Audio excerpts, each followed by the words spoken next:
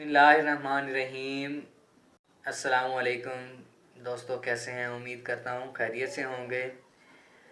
पिछली वीडियो में हमने सुफरा के बारे में पढ़ा कि सुफरा क्या होता है, कहाँ पैदा होता है, कैसे पैदा होता है और इसके जिस्म इंसानी में क्या फ़वाइद हैं, क्या इस्तेमालात हैं।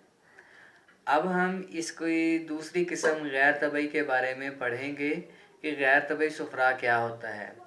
इसकी दो अक़साम हैं जी। सबसे पहला है कि सुफरा के अंदर ख़ुद ही कोई तब्दीली आ जाए, यानी उसके अंदर एहतराक हो जाए और उसका मिजाज और उसका क़वाम तब्दील हो जाए।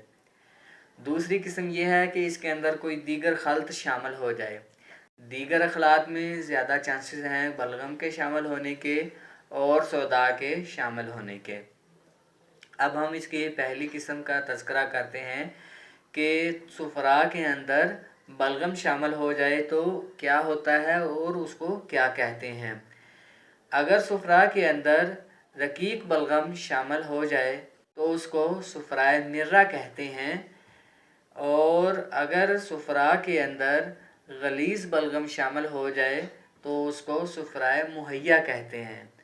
मुहैया या मुहैया अरबी ज़ुबान का लफ्ज़ है। इसका मतलब है अंडे की जर्दी जैसा, यानी इसका क़वाम और रंग बिल्कुल ऐसा हो जाता है कि जैसे अंडे की जर्दी होती है।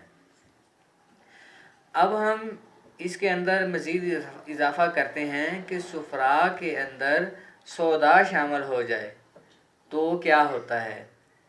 अगर सुफरा के अंदर इसके लिए भी एक टर्म इस्तेमाल करते हैं, सुफराए मुहतरका।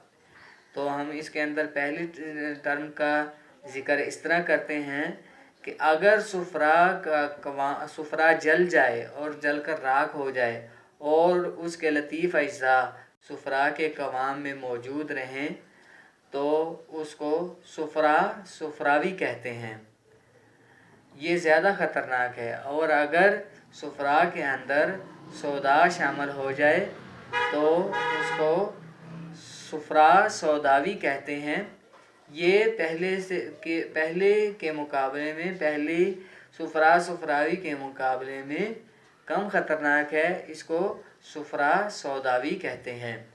उम्मीद करते हैं कि आपको ये वीडियो पसंद आई होगी और आएगी, और इसको लाइक कीजिए, शेयर कीजिए और सब्सक्राइब कीजिए।